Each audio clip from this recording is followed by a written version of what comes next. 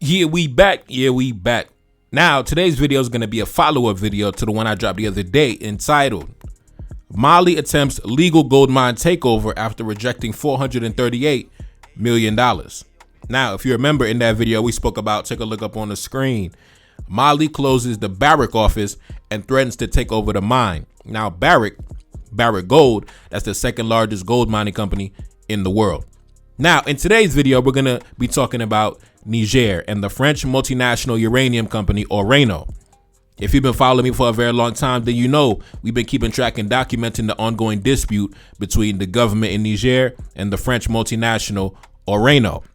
Back in, I think, the end of 2024, Orano had lost control over all of its assets in the country. That came a few months after they lost their mining license altogether. And I think this topic is actually right in line with the video I dropped on Patreon earlier today entitled, What are our interests and who are our enemies? If you saw my post on my community tab earlier today, I said this. In this latest Patreon exclusive, we identify our core geopolitical, diplomatic, and economic interests, and then we identify the individuals, institutions, and the nations who stand in direct opposition to those interests. Now, join the Patreon NTD1814 and gain access to that video as well as 17 videos in total. Like I said, we on the Patreon, we dropping the fire on the Patreon. Don't miss out. Listen, you're gonna miss out on a lot of fire, a lot of in-depth conversation. Go join the Patreon, link in the description, link in the pinned comment at the top. Join the Patreon family. We are slowly transitioning over to the Patreon. Now, let's get into the story of today, right? Take a look up on the screen. Niger security forces search the Orano offices and seize phones. Niger Security Service shuts French mining company Orano's office months after revoking the license. Let's get into some of these articles. Tensions between Niger and the French uranium giant Orano has escalated as the country's external security service searched and shut down Orano's offices in Niamey, the capital, seizing equipment and detaining a senior executive. On May 5th, agents raided the offices of Orano and its local subsidiaries, confiscating cell phones, computers, and other electronic devices, according to sources familiar with the operation. By the following morning, the company's premises were sealed off, halting all operations and barring employees from entering. Now, we don't really have too many information at this current moment as to the reason why they decided to search the offices and close down the building. Now, they said this operation was conducted by the intelligence services, not just the army or the police, but actually the intelligence services. Basically, this would be the equivalent of, if this happened in the United States, the FBI closing down the offices of a multinational. That's basically what happened here. Now, the reason why they did it, we don't really know. Maybe we might get some information later down the line. And of course, I'll come back and report on it. But I'm just going to give my brothers the benefit of the doubt as to they probably had a good reason why they did what they did. I'm going to assume they had a good reason why they did what they did. Now, let's continue. Last year, military authorities withdrew the company's operating permit for the Uranium uranium mine, with reserves estimated at 200,000 tons. The authorities also took operational control of Orano's subsidiary, Somer, which operates the only active mine. Orano said it had very limited information on the situation because it had lost operational control of its subsidiaries back in December. Now, what I'm curious about is why they still had offices that were still open and active even months after losing access to the mines, even months after their license was revoked. Maybe, I guess, they maintain hopes of renegotiation or something, or I don't know, but that seems strange to me. To me, once you lost your operating license, at that point, you have to begin planning your departure, right? You have to begin figuring out, basically, you don't have to go home, but you have to get the hell up out of here, right? So I guess maybe they didn't want to leave, so the security services had to go into the offices and forcefully evict them. I don't know. Sometimes that's what you got to do when a tenant doesn't want to leave the property. Anyway, let's continue. Orano, the French nuclear fuel specialist, posted a loss of 133 million euros in the first half of 2024 due to the deteriorating political situation in Niger affecting its mining activities. Now, as you can see, as soon as they lost access to the uranium mines, the company just began to crumble underneath the weight of itself.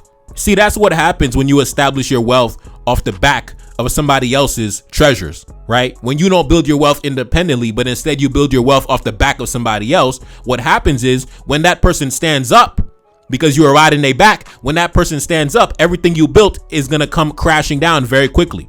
And really, that should be a lesson. That should be a warning to all multinationals and all Western nations who built the foundation of your wealth by exploiting the black man and the black woman. That should be a lesson of what's going to be in your future up ahead. Now, anyway, take a look up on the screen. This article came out about a few days ago. France's Orano files a lawsuit over the staff detention in Niger. Right now, these guys, they want to go to court. Right? They want to go to court. Oh, I'm going to call my lawyers. All right. Anyway, let's continue. Let's jump into these articles. French uranium miner Orano said on Tuesday that it had filed a lawsuit with the Niger courts over the arbitrary arrest, illegal detention, and unjust confiscation of property involving its staff and assets in the country. Niger and neighboring Mali and Burkina Faso have been stepping up pressure on foreign mining companies over the past year, seizing assets and removing permits as all three Sahel countries look to assert more sovereignty over their natural resources. Now, it seems that an executive at the company or some type of staff member at the company was arrested when the offices were raided. Now, this is not the first time that the heads of state at the AES took these measures against multinationals. If you remember, earlier a few months ago, down in Mali, they arrested the CEO of Resolute Mining, right? Now, he was so traumatized that after he was released from prison, after he paid up $160 million, you remember that, right? They arrested him, they detained him, and then he ended up paying $160 million in back taxes. And after he received his liberation, he decided to quit the company altogether. I don't know what he went through in jail during those couple weeks when he was locked down, but whatever he's seen in jail, he said, listen, the mining industry is not for me. He said, listen, this business is not for me. I want to go home and spend time with my family. I want to go home and just watch the game. This is too much for me, right? So he ended up quitting the company, the CEO of Resolute Mining. So this is not the first time that the heads of state of the AES have taken these measures where we had to take somebody into custody and sit them down for a little bit, right? Now, I don't know the reason why President Chiani decided to take this measure, but I'm going to assume that he had good reason to do what he did. I'm going to give the elder the benefit of the doubt because I'm pretty sure that he had a good reason and he had legal justification to do what he did, right? Now, it seems that after months of negotiations, after months of trying to come to terms with the government, after months of, apparently just sitting around keeping their offices open, it seems that the French government has finally waved the white flag of defeat. It seems that the French government has finally accepted defeat. It seems that they have come to terms with the fact that they will no longer have access to the uranium in Africa. Take a look up on the screen. This headline just came out, I think, a couple days ago, very recently. The French nuclear company Orano is exploring the sale of their Niger uranium assets. Right. So now the French government is now looking to sell off their assets. They've given up. Right. They've given up. They launched arbitration after arbitration, lawsuit after lawsuit. Listen, I think they realize that the black man is standing on the business. The black man is standing on business, and they have waved the white flag of defeat because the black man is standing on business. Now, let's get into it. The withdrawal of Orano would be the latest confirmation of the loss of French influence in the region and the failure of its France-Africa policy, under which Paris sought to maintain influence in its former colonies. France has also withdrawn soldiers from Chad, Mali, Burkina Faso in recent years. Now, like I said, geopolitically, France has just been slaughtered in terms of their foreign policy. I would say in terms of foreign policy, Emmanuel Macron has to be one of the worst French heads of state of all time. I've never seen a French head of state take so many losses geopolitically in such a short amount of time. Like, goddamn. Now, to me, the next stage, logically, the next step after this would have to be towards abolishing the CFA franc, the currency, right? Now, of course, like with anything else, just like it took some time to wrestle away the minds from the multinationals that had them in a stranglehold, it's going to take some time to make that transition to the sovereign currency. But they're already on the right track because they're already stockpiling the gold. They're already building up their national gold reserve. So I already know they're on the right track. And I believe the captain had mentioned that in one of his latest interviews as well. The establishment of a sovereign currency. We got to get off that French currency, right? And of course, I know it's a gradual thing. First, you kick out the military, step one. Then you kick out their company, step two. Eventually, we're going to have to get to the main event. We have to abolish the currency, the colonial currency, and we have to establish a sovereign independent currency. That's the main event. But I understand it takes time. So in the meantime, just continue stacking up on the gold. Continue piling up on the gold, stockpiling the gold. The price of gold is skyrocketing. If you remember, back at the top of the year, when Mali had confiscated 3 metric tons of gold from the multinational gold mining company Barrick Gold, at the time when they seized the gold was only worth like $250 million. Do you know now, just a few months later, that gold is now worth $317 million? That's why I say, man, the price of gold just going crazy as of recently, man. We never seen the price of gold go so crazy. So in the meantime, just continue stockpiling the gold. Continue stacking up on that gold, and eventually we're gonna make the big move when we abolish the CFA franc currency. That's the main event right there. That's the main event. Now back to Orano. In the past several months, the French government has been shopping around, knocking on doors all over the world, trying to strike deals for uranium, right? Take a look up on the screen. Macron is shopping for uranium in Kazakhstan after the loss of Niger. France's Orano will start developing an Uzbek mine with their state-owned partner, right? So these guys go into Kazakhstan, they go into Uzbekistan, they go into random countries that nobody cares about, knocking on doors, trying to get some uranium. Like I told you, man, as soon as they lost their operating license, as soon as they got kicked out of the uranium mines down in Niger, they immediately reported losses of over $100 million.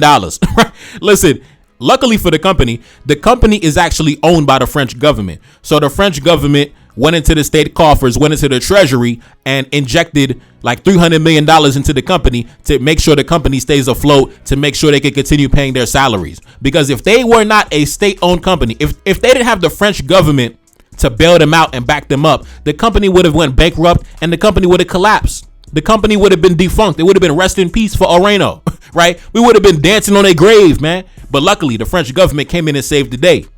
Anyway, let's continue. Take a look up on the screen. Mongolia signs a uranium deal with French nuclear giant. Now, as you can see, these guys go into Uzbekistan, Kazakhstan, Mongolia. They go into random countries that nobody even talks about just to hopefully strike a deal for some uranium. We got them boys going around like a homeless person, knocking on doors, begging for shelter. But that's the reality. I believe the vast majority of electricity in France runs off nuclear power, nuclear energy. They need that uranium. And not only was the uranium in Niger crucial for the energy sector in France, but also I believe at least 1/4 of the nuclear power in all of Europe. The entire European Union was depending on the uranium coming out of Niger. Why do you think that when the military took power in Niger, the entire European Union as a bloc came to the defense of France? Because not only France had interest in the natural resources in Niger, but the entire European Union was mooching and freeloading and getting uranium for cheap out of Niger. And it was because President Chiani came to power and put an end to all of those affairs.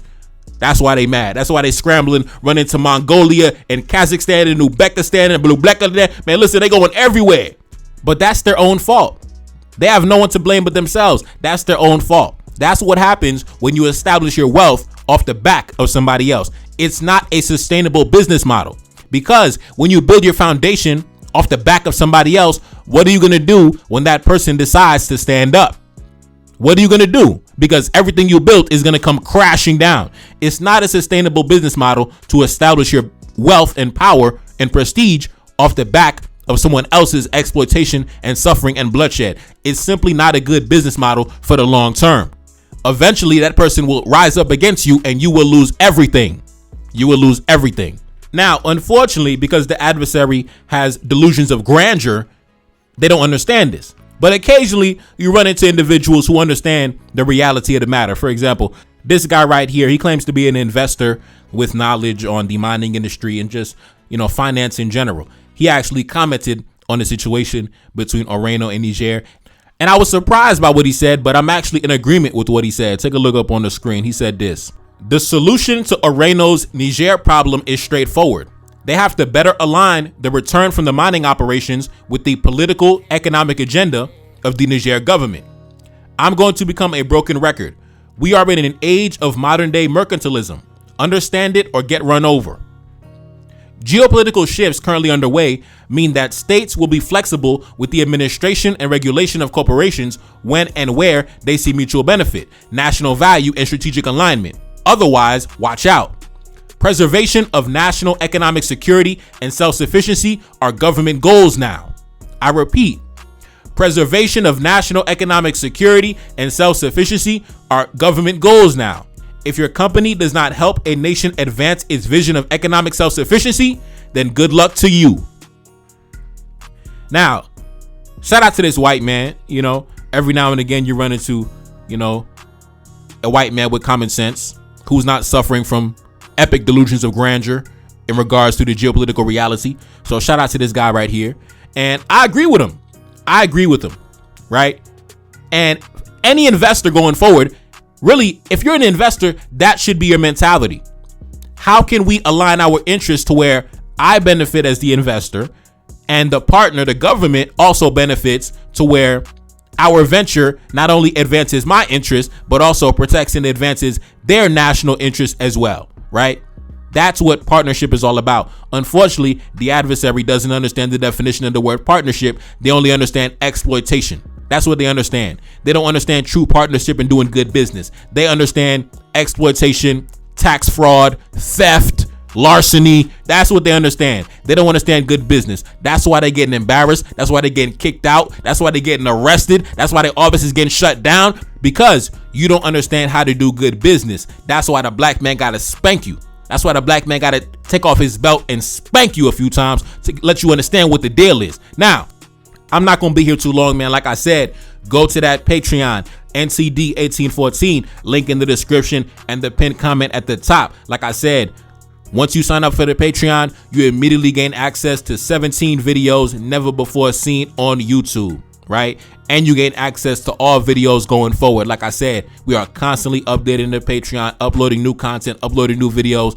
I uploaded a brand new video earlier today. Go check it out, man. Join the Patreon family. Like I said, man, that's where the real family is at. And you never know, I might end up doing the face reveal on the Patreon one day. Anyway, it's your boy Neferkari, that's Salim back in the Billy. Yes, indeed. Cash App in the description. Support the channel. Support the album. Sahel 1816. Go to my homepage. Go to my playlist section. Support the album. Join the Patreon. NTD 1814. And I'm gone. Peace. Took on my losses and now I got racks. Took on my losses and made that shit back. Plan to make gold, I need plenty of plaques. Making my enemies empty the stash. Feel like they see me, I feel like Chiani. African gold is all over my body. African diamonds adorning my fingers. African kid when you look at my features. Enemy watching, I gotta get paid. Enemy watching and stalking my page. Watching my moves and they study my ways. Copy my energy, riding my wave. Enemy watching me like an obsession. Heart of a king, I don't need no acceptance. No, they gon' try but can't stop the progression. No, they gon' try but can't stop the ascension. Foot on the gas and I gotta go hard. Straight to the top, I've been down for too long. Plot of revenge, I'ma make them regret it.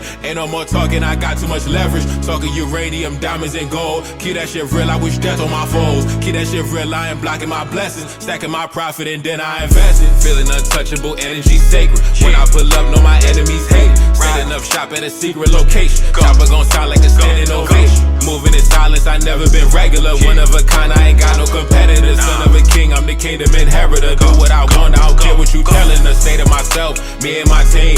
Walk in the spot, but they knowin' my name. Beautiful passenger, bet she gon' ride. Keep it authentic, I'm never gon' change. Always been solid, I'm built to survive. Gotta stay focused, I'm deep in the game. Never surrender, I got too much pride. Took on my losses and stayed in my lane.